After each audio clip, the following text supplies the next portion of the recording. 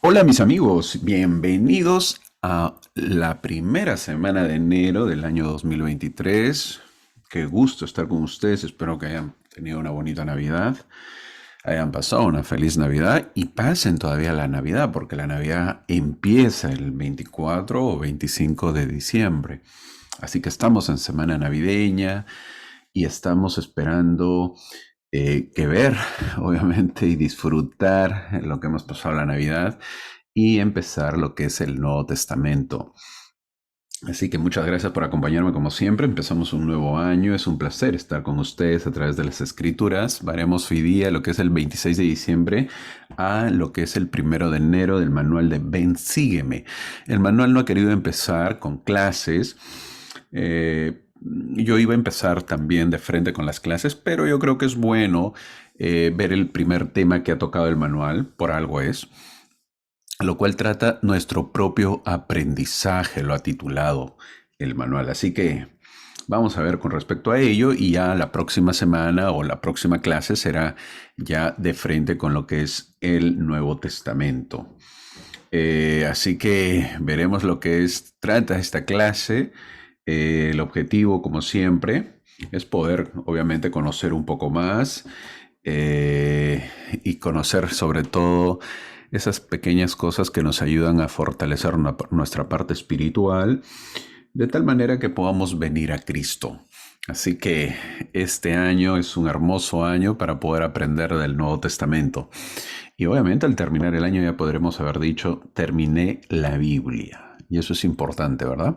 Una meta de la vida es poder leer las escrituras y creo que estamos en ese proceso. Así que este año se viene con fuerza lo que es el año del Nuevo Testamento. Y para ello empezamos un nuevo año y también un nuevo canon de las escrituras. Como les dije, ahora empezaremos o aprenderemos el Nuevo Testamento, pero antes de empezar con las clases, el manual nos hace una pregunta. Y la pregunta es, ¿de quién es la responsabilidad de aprender? Esa es la pregunta, ¿de quién es esa responsabilidad? Uno de los desafíos que siempre se dice o menciona es de quién es la responsabilidad de que los miembros aprendan, del maestro o de los miembros o de los estudiantes o de los alumnos. Así que si has pensado que la responsabilidad total de aprender es del maestro, pues esa no es la respuesta. La responsabilidad total es de los miembros, es nuestra, es solamente de nosotros la responsabilidad. Eso tiene que quedar claro y tenemos que saberlo y aceptarlo, obviamente, de que es nuestra responsabilidad.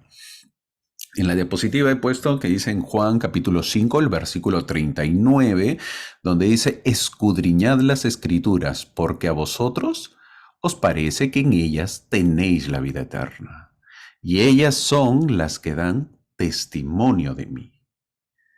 El objetivo de las clases es que podamos leer, escudriñar las escrituras con oración y con fe y que podamos tener el Espíritu con nosotros. De esa manera lograr que mi fe o nuestra fe y nuestro testimonio puedan crecer. Este versículo 39 de Juan es el versículo mencionado por Cristo. Escudriñar nos da el mandato, ¿verdad? Escudriñad las escrituras, porque a vosotros, a ustedes, a nosotros, les parece que en ellas tenéis la vida eterna. Y en las escrituras, ellas son las que dan testimonio de mí. Si nosotros obviamente leemos las escrituras, vamos a conocer lo que es la vida eterna. Obviamente que al deleitarnos vamos a sentir que tenemos la vida eterna. No es solamente leerlas, porque ya faltaría la otra parte que es aplicarlas, pero es una parte de ello, es un comienzo de ello. Así que es tan importante eso. Ahora la pregunta es, ¿por qué es importante entonces estudiar las escrituras? El estudio de las escrituras puede ayudarnos a conocer a nuestro Padre Celestial y a Jesucristo. Damos poder para resistir la tentación y fortalecernos en nuestras tribulaciones. Entonces, ahora uno ya va entendiendo por qué es importante otra vez estudiar las escrituras, porque obviamente podemos conocer a nuestro Padre Celestial y a Jesucristo, los cuales nos dan poder para resistir obviamente la tentación y fortalecernos en nuestras tribulaciones, que todos los pasamos, en nuestras dificultades, en nuestros pesares. Ese es el objetivo de las Escrituras. Uno encuentra eh, fortaleza, uno encuentra pues una manera de resistir a las tentaciones que uno tiene. Eso es lo que brindan las Escrituras. El presidente Thomas S. Monson, que ya falleció, el presidente Monson dijo: el objetivo de la enseñanza del Evangelio no es verter información en las mentes de los alumnos. El objetivo es inspirar a la persona a pensar, sentir y luego hacer algo para vivir los principios del Evangelio. Eso lo dio en la Conferencia General de octubre del año 70. Eso dijo el presidente Monson, que no es el objetivo entonces, verter información en las mentes de los alumnos. O sea, darle información no es el objetivo de la iglesia. No es un National Geographic, ese canal de cable, o no son enciclopedias que tiene la iglesia con respecto a dar información. No. El objetivo es inspirar a la persona ¿a qué? A pensar, sentir y luego hacer algo para vivir los principios del Evangelio. Ese es el objetivo de las clases. Las clases, es por eso que trato, a veces no se puede, de que sean más concisas, más pequeñas. ¿Por qué? Porque esa es la idea, dar pequeñas experiencias o pequeñas principios que puedan inspirarles. No es dar tanta información, porque eso no se cumple el objetivo. No es el objetivo de eso, de las clases o de la iglesia. A pesar que la información es buena, trato de resumirlo y a veces le doy en pequeñas notas, pero ese no es el objetivo. El objetivo es que cuando escuchemos las clases nos sintamos inspirados a pensar en ese momento, en cómo fue, y pensar cómo nos puede ayudar, sentir esa clase o sentir el principio, sentir en ese momento lo que pasaron tanto los profetas o pensar o sentir lo que pasó la gente y luego obviamente que eso me impulse para yo poder vivir esos principios. Eso dice el presidente Monson, un gran consejo que nos da. Ese es el objetivo de las clases. Entonces no es culpa tampoco de llegar los domingos y echarle la culpa al maestro, porque el maestro pues no va a hacer todo eso. No, el maestro no enseña toda la información, no da toda la información. No, no es el objetivo. No ese es el objetivo. El objetivo es que me ayude a mí, obviamente, a ver estos principios. El objetivo es inspirarme a pensar, sentir y luego para que yo lo viva esos principios del Evangelio. Ahora, el más claro ejemplo lo dio el Salvador, que enseñó a sus discípulos y fue su líder y guía en todo momento. Ese es el objetivo de aprender. Un líder pues va adelante enseñando, ¿no? Tal como vemos en la imagen. Ese es el objetivo de aprender, que busquemos ese conocimiento de lo eterno.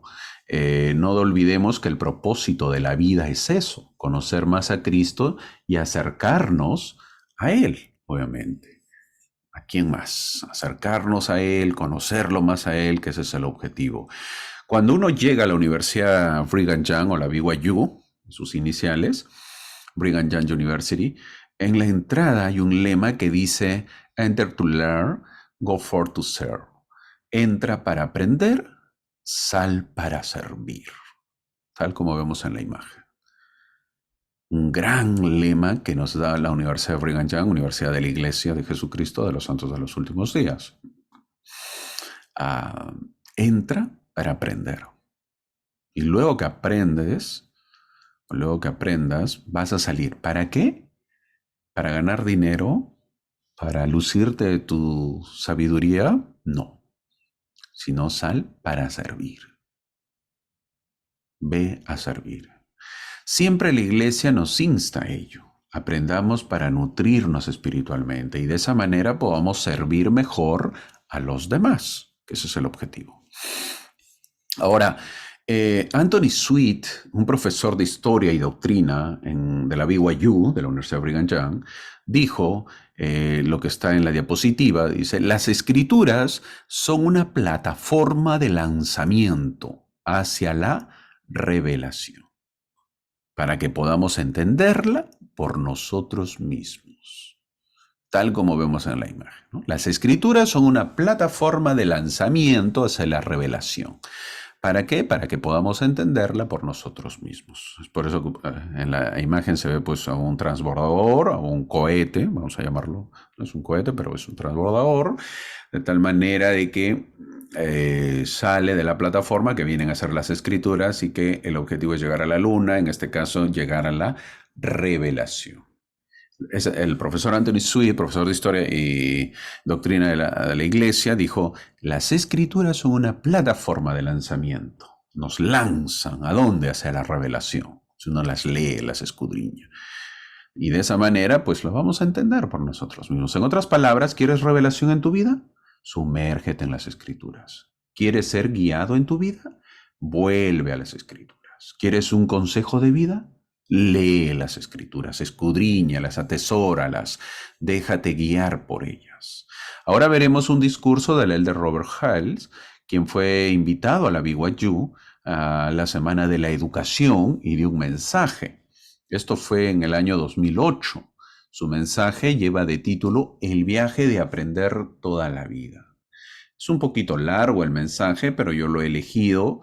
Yo he elegido algunas sugerencias que nos da. La BYU, hago mención, para los que no saben, realiza al año la Semana de la Educación, lo llama, en la universidad, para los de la universidad y para los de afuera, que quiere decir para todos en general. Da una semana, y la llaman la Semana de la Educación, lo cual es una semana con muchos invitados, autoridades generales que visitan la universidad, gente de renombre, de títulos, expertos, y mucha gente puede ingresar porque dan mensajes durante ese tiempo. Autoridades generales, como mencioné, también llegan a veces apóstoles o a veces es invitado uno que otro apóstol. Es una semana de educación, como lo llaman, y cargada obviamente pues de mensajes y de mensajes. Ahí fue invitado en el año 2008 el elder Robert Hales, por la que dio un mensaje, ya era apóstol, y él dio un mensaje, el viaje de aprender toda la vida, se llamó su mensaje. Si gustan buscarlo, no sé si está en inglés o en español, no sé si está en español, perdón, y lo pueden ver. Ahora, entendemos, estos mensajes, hago mención, a veces se reproducen en las conferencias generales, lo repiten, a veces no. ¿Por qué? Porque son mensajes de la universidad o para la universidad. Entonces, no tiene mucha espiritualidad, son espirituales, pero no son al 100% porque hay que entender que también tratan de mezclarlo con una parte secular, una parte temporal, porque estás hablando a gente. No son mensajes 100% espirituales, como si lo son los mensajes de la conferencia general. Es por eso que a veces no se reproducen o no se ponen las leonas o las insights de la revista de la iglesia. Pero sí son muy edificantes, son muy buenos y por lo tanto, si gustan buscarlo, pues lo encuentran en internet y lo pueden buscar. El de Robert Hales, en el año 2008, eso dio la Semana de la Educación, su mensaje se llamó El viaje de aprender toda la vida. El elder Hales dijo, entendemos que el obtener conocimiento es esencial para ganar la salvación eterna. Obviamente, pues no, le estaba hablando a los estudiantes de una universidad, le dice, entendemos que el obtener conocimiento es esencial para ganar la salvación eterna. Eso es importante. En la iglesia se enseña siempre que los alumnos, los miembros, todos obtengamos conocimiento. ¿Qué clase de conocimiento? Cualquiera, pero obtén conocimiento. La iglesia no dice solamente lee las escrituras. No. Dice, hey, puedes tener una profesión, debes tener, edúcate, ten conocimiento, aprende. Le da importante. ¿Por qué? Porque eso es ganar la salvación eterna. Eso es importante. Brigham Young dijo, lo que dice en la diapositiva, si nuestra vida se extendiera hasta 1000 años, ya no viviríamos 70, sino 1000 años viviésemos. El elder Brigham Young, o el apóstol, el presidente Brigham Young dijo, todavía podríamos aprender de las vivencias. Imagínense, 1000 años de vivencias. ¡Wow! Poderoso, ¿verdad? Tantísimo. Poderoso y verdadero lo que dijo. En este tiempo nos viviremos 1000 años, pero el tiempo que vivamos podemos aprender todo lo que podamos. Ahora, el Elder Hales siguió diciendo, para la mayoría de las posesiones mundanas y temporales es verdadero el refrán, no te lo puedes llevar. Sin embargo, los tesoros intelectuales del conocimiento y los valores espirituales contienen una promesa de importancia eterna. Leemos en Doctrina y Convenios, cualquier principio, eso dice Doctrina y Convenios, estoy leyendo lo que dijo el Elder Hales, Doctrina y Convenios 130 del 18 al 19, dice, cualquier principio de inteligencia que logremos en esta vida se levantará con nosotros en la resurrección. Y si en esta vida una persona adquiere más conocimiento e inteligencia que otra, por medio de su diligencia, o sea, cuidado, esfuerzo y obediencia, hasta ese grado le llevará la ventaja en el mundo venidero. Continúa diciendo, aquí en la tierra, como lo dijo Brigham Young, estamos en una gran escuela. Gran escuela. Ahora, quienes estudian toda la vida son impulsados por motivos eternos. La meta de quienes estudian toda la vida no es tanto impresionar a los demás, sino mejorarse a sí mismos y ayudar a otros. Su deseo es aprender y cambiar su comportamiento siguiendo los consejos y los profundos ejemplos que les imparten los grandes maestros a su alrededor. ¿Qué quiere decir? Mañana yo muero. No me he educado, no he aprendido, no he tenido la oportunidad, siendo generosos, ¿verdad? Siendo generosos, la oportunidad de abrir un libro, de leer un libro por pereza, por flojera, por no saber, etcétera, etcétera. En el otro lado, igual llevaré ese conocimiento. Si yo en este tiempo me he esforzado y soy un profesional, me he esforzado por conocer de arte, de medicina, de derecho, de lo que sea, ese mismo conocimiento estará en el otro lado. Lo mismo.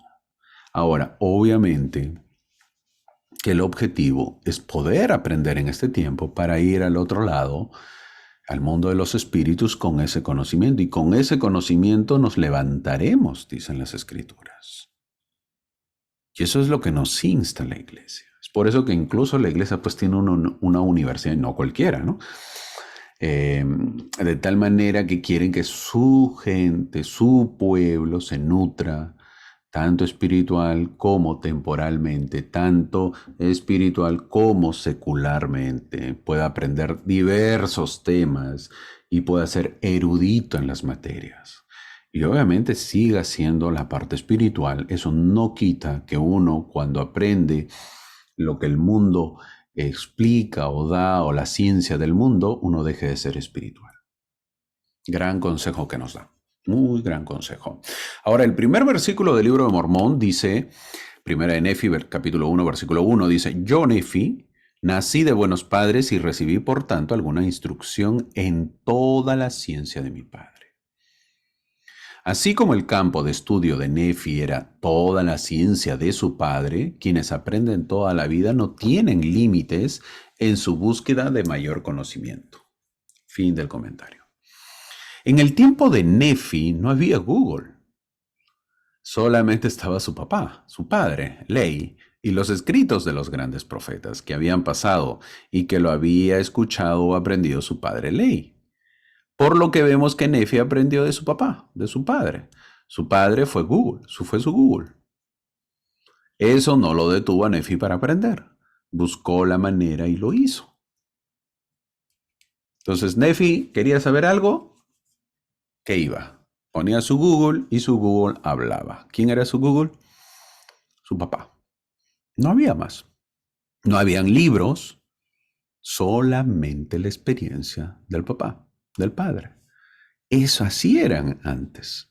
Y algunos lo han vivido todavía, cuando los padres, obviamente, pues dentro de la pobreza no habían libros y el papá pues enseñaba lo que sabía.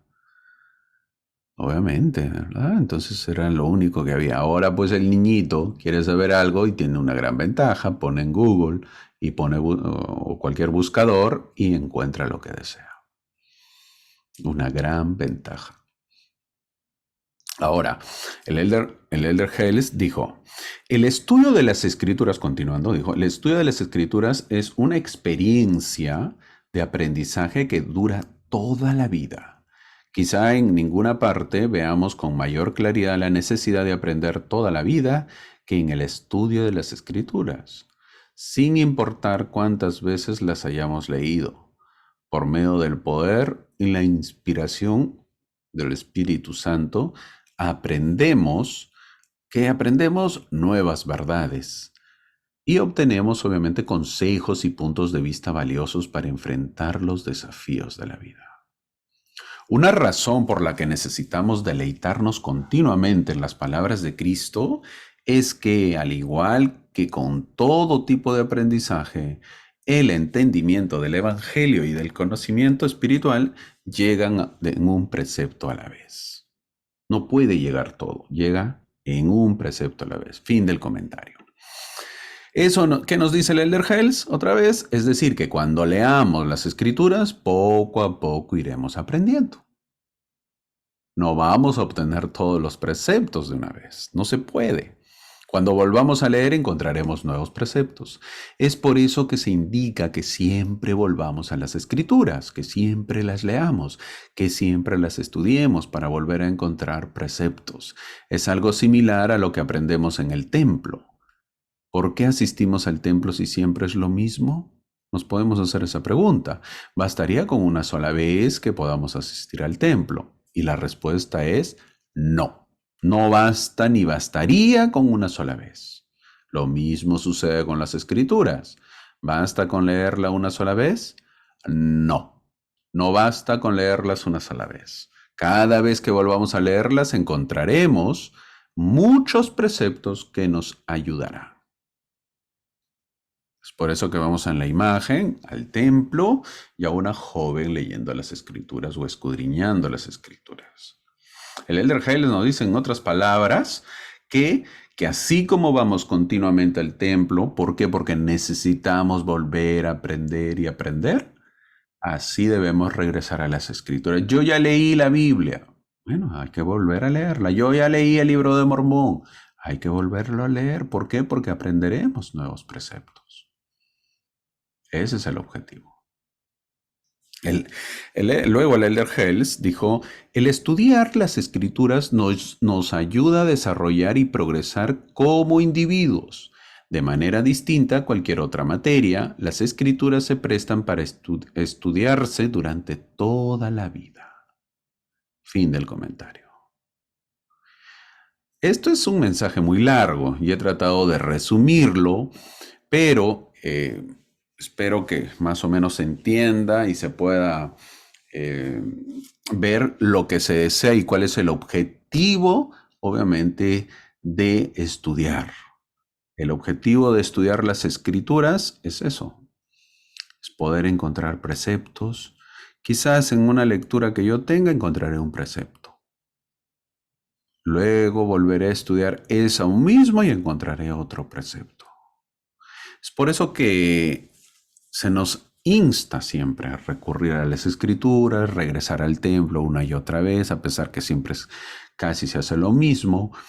Las escrituras otra vez lo voy a leer, la historia de Moisés, pero si ya lo sé de memoria, sí, pero leerlo es muy probable que encuentres algún principio nuevo.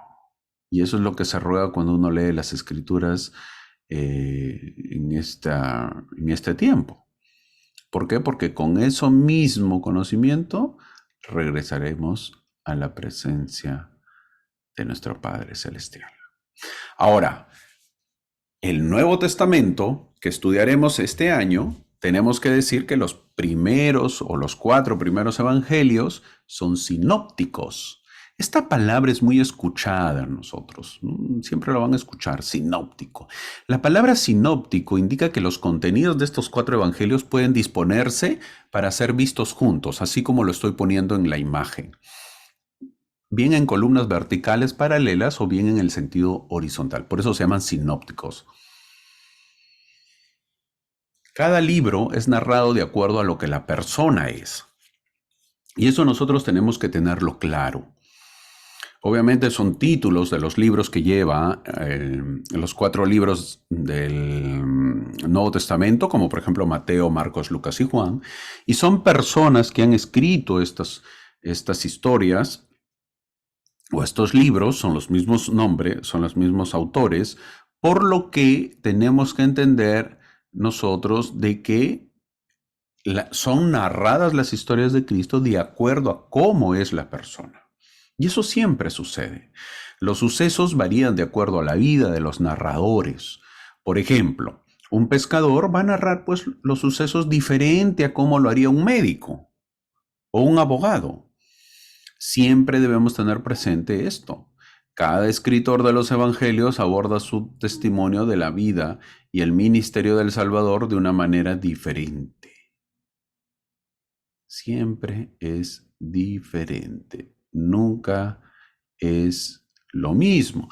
Quieren dar lo mismo, pero no es lo mismo. O sea, en este caso, y eso lo vemos en la actualidad también, de que de acuerdo a lo que tú hayas vivido o donde hayas estado, vas a tener las experiencias y vas a narrarlo poniendo esos ejemplos. Es por eso que en las conferencias generales al elder Dietrich Uchtdorf, el alemán, que es el apóstol de la iglesia, cuando era consejero tenía más mensajes, ahora que es apóstol tiene menos mensajes. Me refiero a un miembro del Quórum de los 12, antes era miembro de la primera presidencia, siendo consejero el presidente de la iglesia. Ahora, como es miembro del Quórum de los 12, se le dan menos mensajes. Y él siempre en sus mensajes mencionaba cuando era aviador. Contaba experiencias, tiene muchas historias. ¿Por qué? Porque su vida ha sido aviador. Así de simple y claro. Entonces, ¿de qué más historias va a tener? En base a eso, él pone ejemplos, en base a ello, él narra las escrituras, poniendo ejemplos, cuando quiere poner ejemplos. Es más, más rico para él poner esos ejemplos. En cambio, si ustedes escuchan al elder Dallin Oaks, que es ahorita consejero de la primera presidencia, consejero del presidente Nelson, creo que es primer consejero. Él es miembro, bueno, él fue juez supremo de la Corte de Estados Unidos, de la Corte Suprema de Utah, creo que fue, si no me equivoco, llegó hasta a la central, no recuerdo, pero es abogado y fue juez de la Corte Suprema. Y él pone ejemplos de ello, de leyes. ¿Por qué? Porque ese es su mundo. Entonces, imagínense si Elder Dallin Oaks tiene que narrar lo que hubiese sido, lo que es el Nuevo Testamento, la vida de Cristo, cómo lo haría versus el Elder Dietrich Uchtdorf, que es un aviador. Serían diferentes por las experiencias o la vida que cada uno lleva. Lo mismo sucede en el Nuevo Testamento con los 4 evangelios. Es lo mismo. Cada escritor de los evangelios aborda su testimonio de la vida y el ministerio del Salvador de una manera diferente. ¿Por qué? Porque ellos han vivido vidas diferentes. Esto es lo sinóptico. Por ejemplo, veamos. Ahora analicemos el cuadro, que lo vemos ahí. En el cuadro dice Mateo, Marcos, Lucas y Juan. ¿Quién es Mateo? Pues es un profeta, es un apóstol, era un recaudador. Marcos es un poco más, su tipo es evangelista, trata de evangelizar el evangelio o llevar el evangelio a los demás, es un poco más corto. Lucas es un médico, es un pastor, es de profesión médico y trata de pastorear las ovejas después de Cristo junto con Pablo. Son amigos prácticamente con Pablo. Y Juan es un profeta, es un apóstol también, es conocido por ser Juan el Amado. Así se llamó él. ¿Verdad? Decía que Cristo lo llamaba Juan el Amado.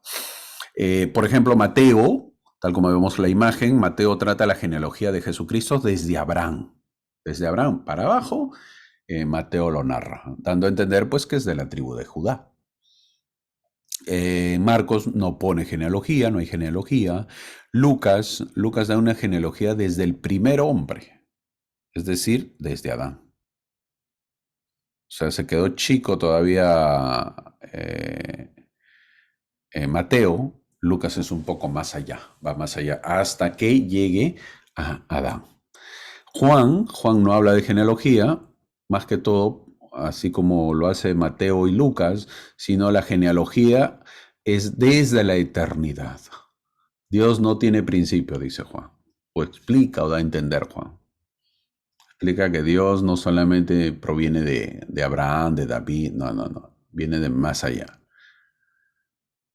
Y eso es importante saberlo, ¿no? Eso es importante.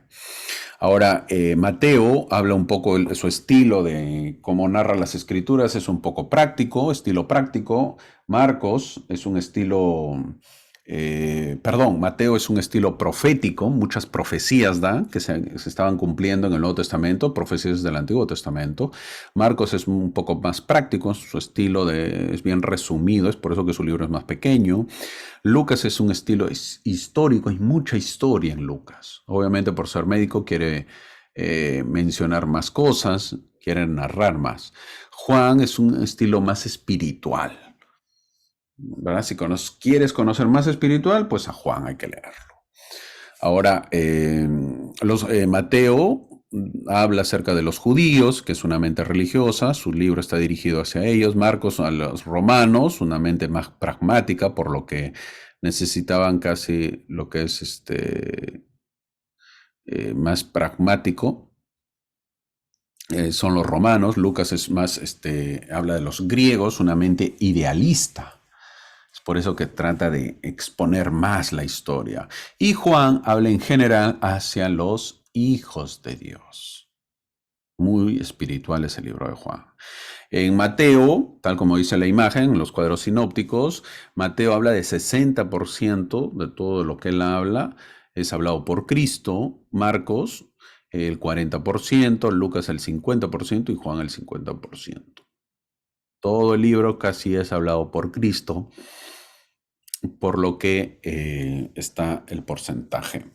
Ahora, casi en la parte final, Mateo pone 53 citas del Antiguo Testamento, Marcos pone 36, Lucas 25 y Juan 20. Por lo tanto, Mateo, al poner bastantes párrafos del Antiguo Testamento, indica que obviamente quería, ¿por qué? Porque se basaba para lo que eran los judíos.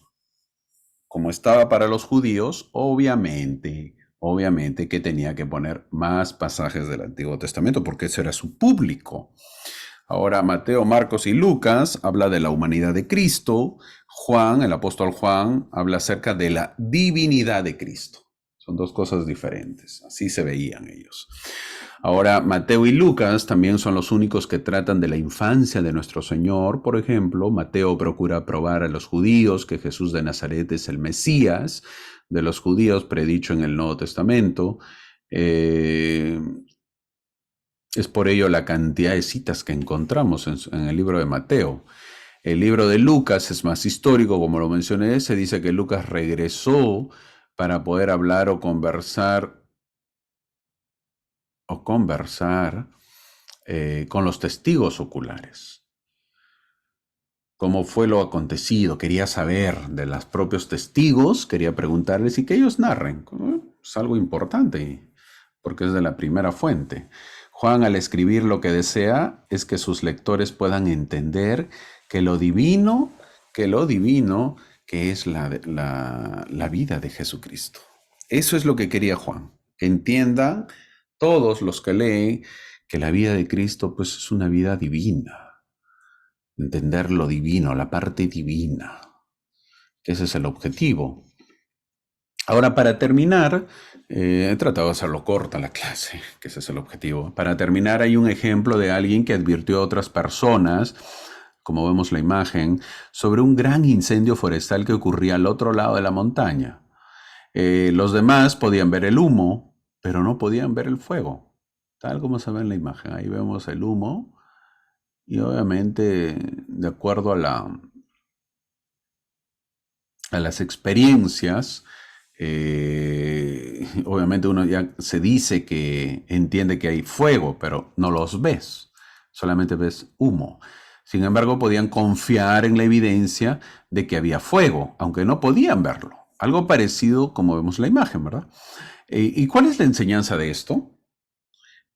Donde hay humo, hay fuego. Esto aplica a las escrituras que nos enseñan. Donde hay creación, hay un creador. Cuando hay testigos, es porque se ha presenciado algo. Cuando hay testigos, es porque se ha presenciado algo. Entonces, en este caso, había fuego. ¿Por qué? Porque había humo. Ahora, pensemos en las pruebas y las experiencias personales que hemos tenido, las cuales fortalecen nuestra fe.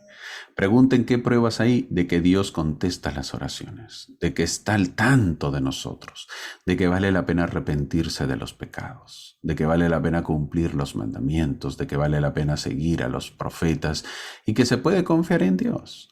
La evidencia es una parte crucial de la fe. Nuestra fe no es ciega. Hay muchísimas pruebas y de nosotros dependerá encontrarlas y aceptarlas. De nosotros dependerá. No olvidemos que nosotros no buscamos a Dios porque somos buenos o santos. Eso siempre tenemos que recordarlo. No lo buscamos a Dios porque somos buenos o santos. Lo buscamos porque somos débiles, somos pecadores y necesitamos su perdón. Y en el estudio de las Escrituras lo podemos encontrar. Ahí lo encontramos, leyendo, meditando.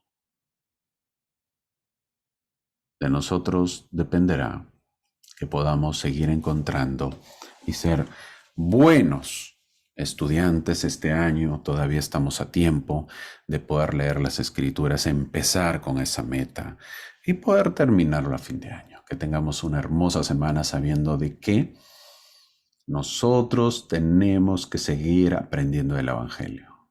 Gracias por seguirnos.